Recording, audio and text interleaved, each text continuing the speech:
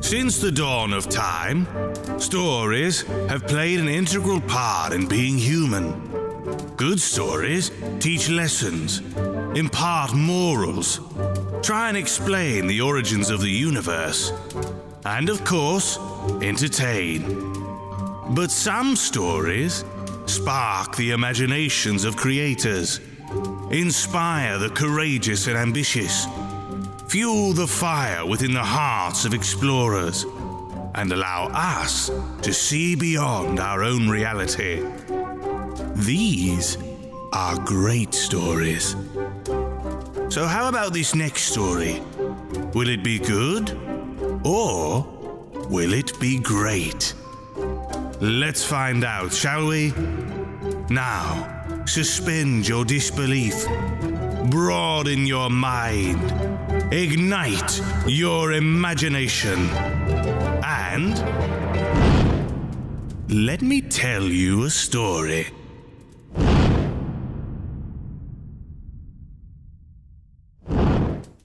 This is the story of the Three Sisters by W.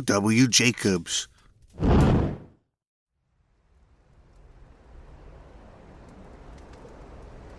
30 years ago, on a wet autumn evening, the household of Mallett's Lodge was gathered round the deathbed of Ursula Mallow, the eldest of the three sisters who inhabited it. The dingy, moth-eaten curtains of the old wooden bedstead were drawn apart, the light of a smoking oil lamp falling upon the hopeless countenance of the dying woman as she turned her dull eyes upon her sisters. The room was in silence, except for an occasional sob from the youngest sister, Eunice. Outside, the rain fell steadily over the steaming marshes. "Nothing is to be changed, Tabitha," gasped Ursula to the other sister, who bore a striking likeness to her, although her expression was harder and colder. "This room is to be locked up and never opened." "Very well," said Tabitha brusquely, "although I don't see how it can matter to you then." "It does matter," said her sister with a startling energy. "How do you know I may not sometimes visit it? I have lived in this house so long I am certain that I shall see it again. I will come back. Come back to watch over you both and see that no harm befalls you." "You are talking wildly," said Tabitha, by no means moved at her sister's solicitude for her welfare. "Your mind is wandering. You know that I have no faith in such things." Ursula sighed, and beckoning to Eunice, who was weeping silently at the bedside, placed her feeble arms around her neck and kissed her. "Do not weep, dear," she said feebly. "Perhaps it is best so. A lonely woman's life is scarce worth living. We have no hopes, no aspirations. Other women have had happy husbands and children, but we in this forgotten place have grown old together.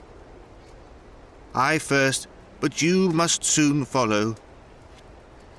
Tabitha, comfortably conscious of only 40 years and an iron frame, shrugged her shoulders and smiled grimly. "I go first," repeated Ursula in a new and strange voice as her heavy eyes slowly closed. "But when I come for each of you in turn, when your lease of life runs out, at that moment I will be with you to lead your steps whither I go now." As she spoke, the flickering lamp went out suddenly, as though extinguished by a rapid hand, and the room was left in utter darkness. A strange suffocating noise issued from the bed, and when the trembling women had relighted the lamp, all that was left of Ursula Mallow was ready for the grave. That night, the survivors passed together. The dead woman had been a firm believer in the existence of a shadowy borderland which is said to form an unhallowed link between the living and the dead. And even the stolid Tabitha, slightly unnerved by the events of the night, was not free from certain apprehensions that she might have been right. With the bright morning their fears disappeared. The sun stole in at the window, and seeing the poor earth-worn face on the pillow, so touched it and glorified it that only its goodness and weakness were seen, and the beholders came to wonder how they could have ever felt any dread of aught so calm and peaceful.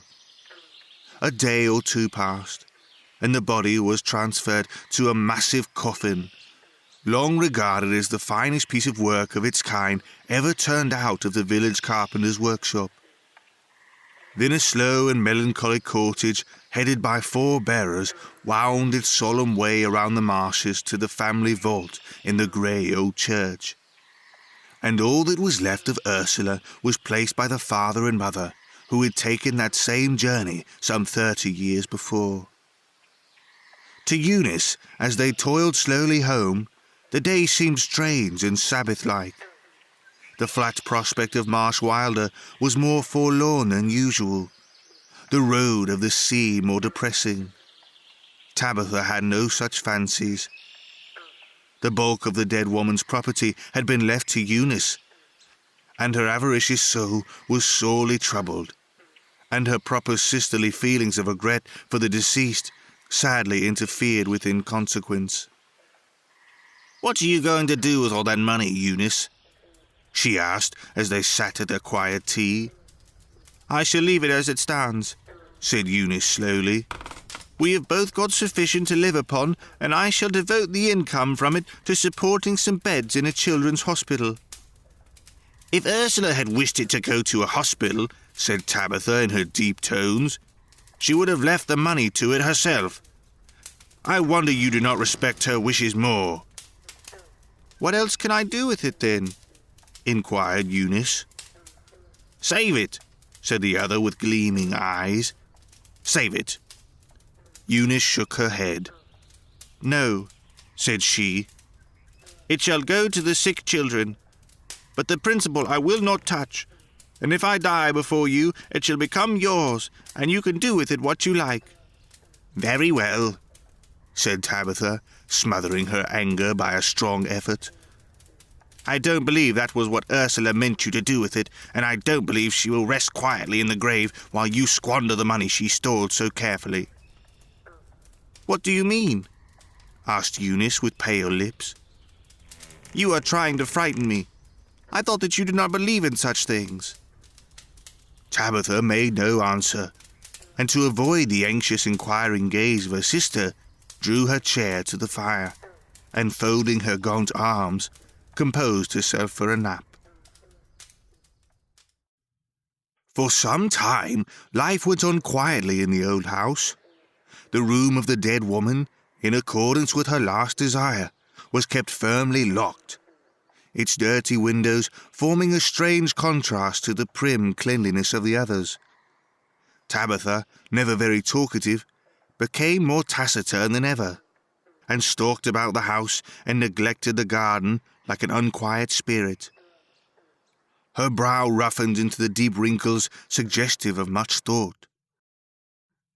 As the winter came, bringing with it the long dark evenings, the old house became more lonely than ever, and an air of mystery and dread seemed to hang over it and brood in its empty rooms and dark corridors. The deep silence of night was broken by strange noises for which neither the wind nor the rats could be held accountable.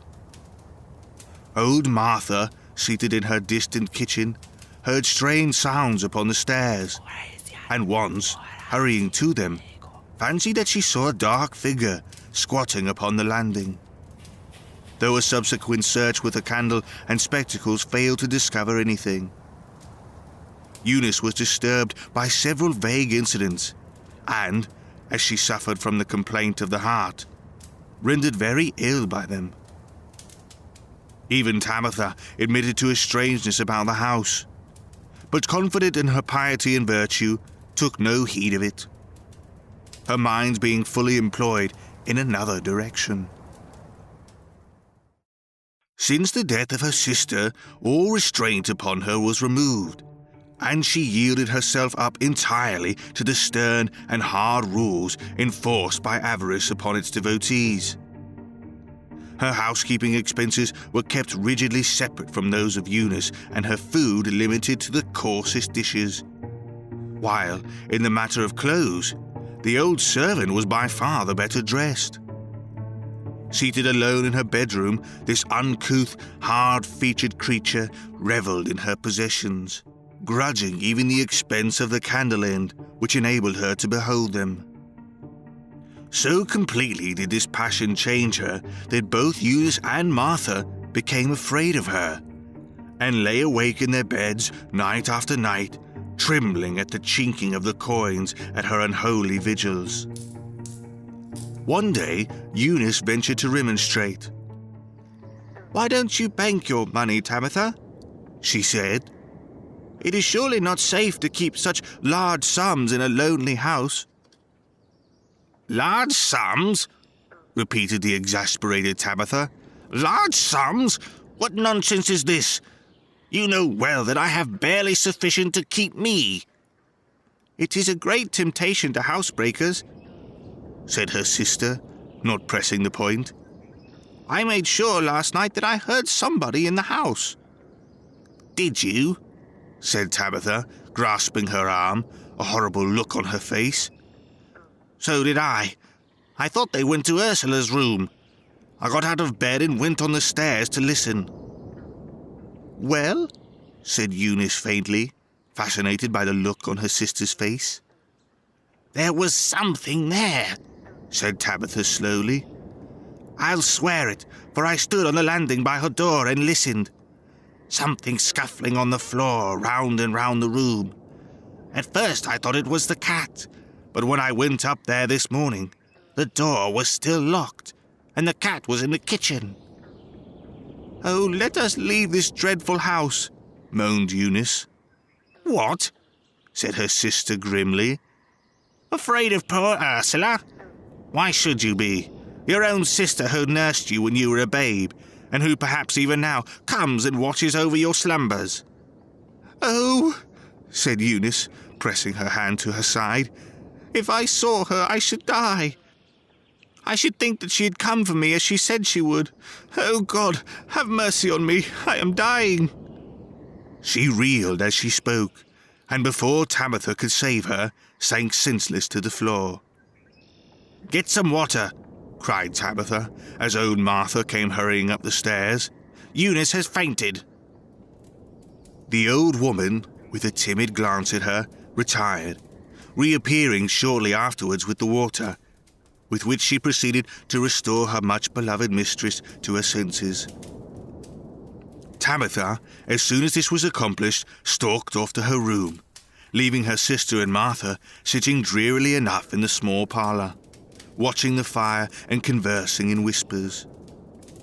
It was clear to the old servant that this state of things could not last much longer, and she repeatedly urged her mistress to leave the house so lonely and so mysterious.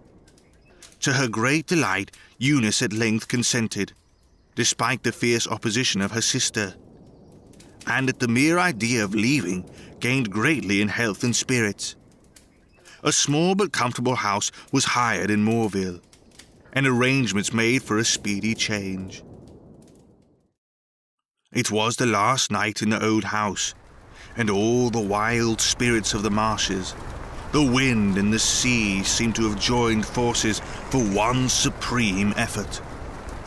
When the wind dropped, as it did at brief intervals, the sea was heard moaning in the distance, strangely mingled with the desolate warning of the bell buoy as it rocked to the waves.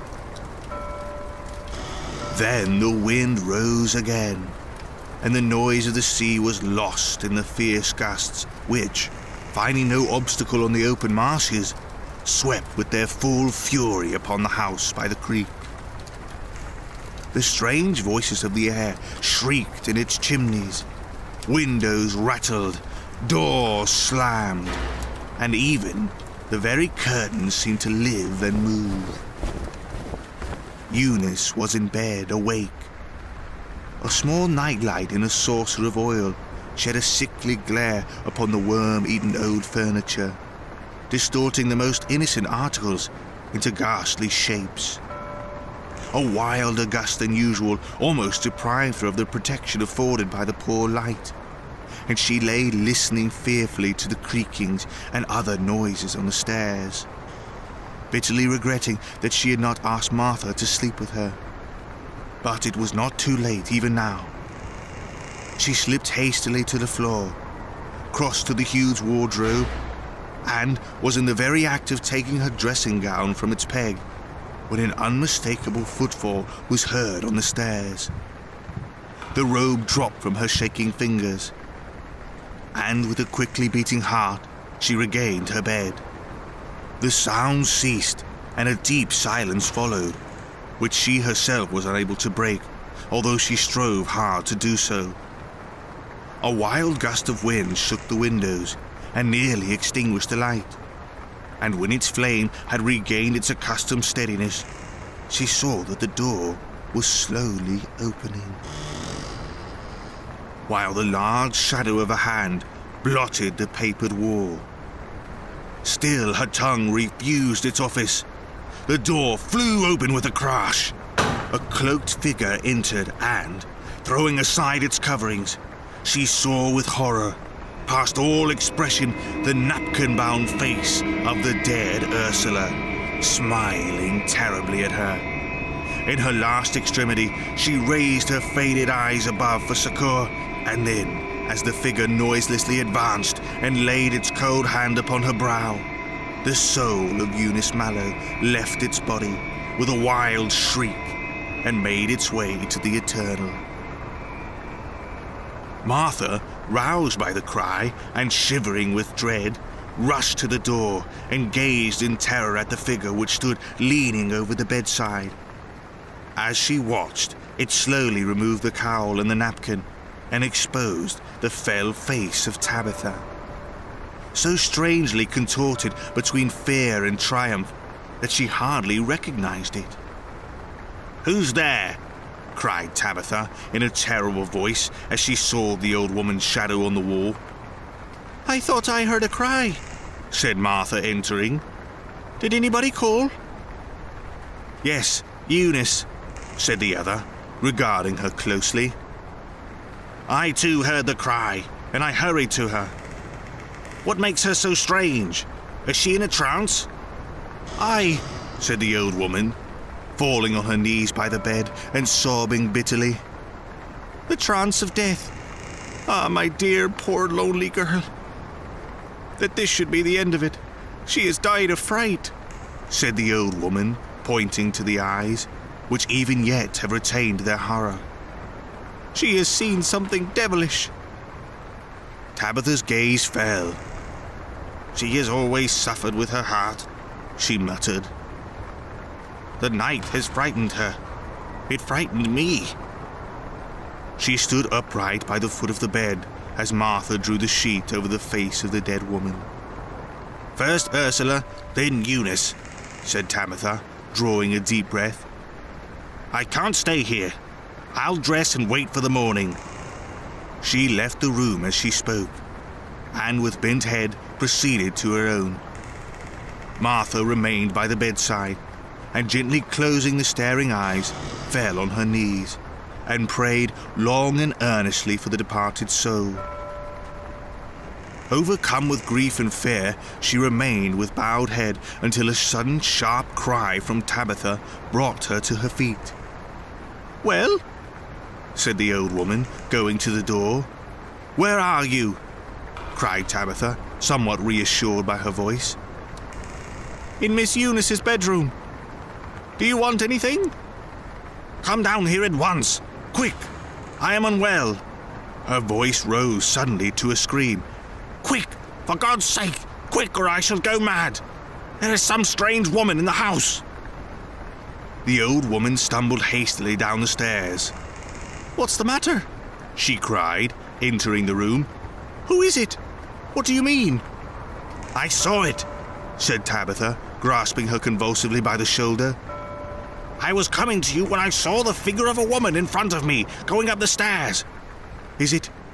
Can it be Ursula, come for the soul of Eunice as she said she would?"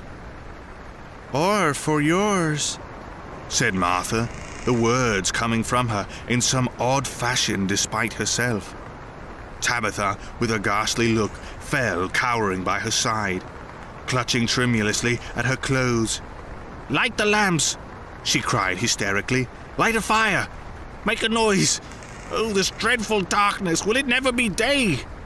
"Soon, soon," said Martha, overcoming her repugnance and trying to pacify her. "When the day comes, you will laugh at these fears." "I murdered her!" screamed the miserable woman. "I killed her with fright. Why did she not give me the money? 'Twas of no use to her. Ah! Look there!" Martha, with a horrible fear, followed her glance to the door, but saw nothing. "It's Ursula!" cried Tabitha from between her teeth. "Keep her off! Keep her off!"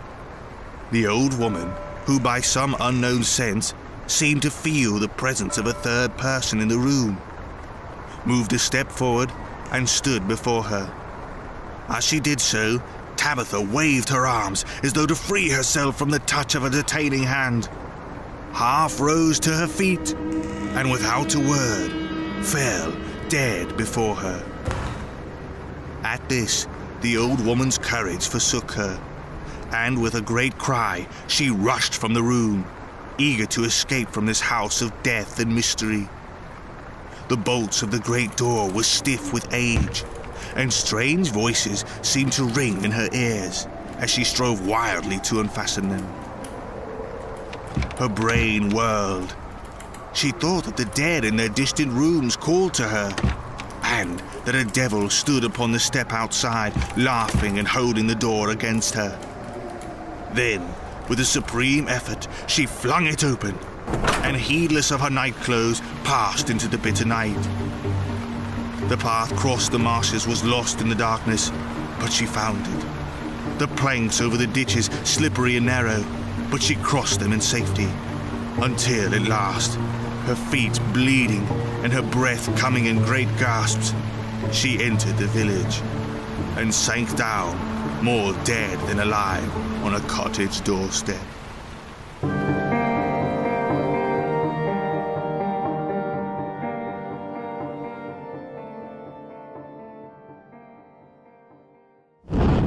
So, was it a good story?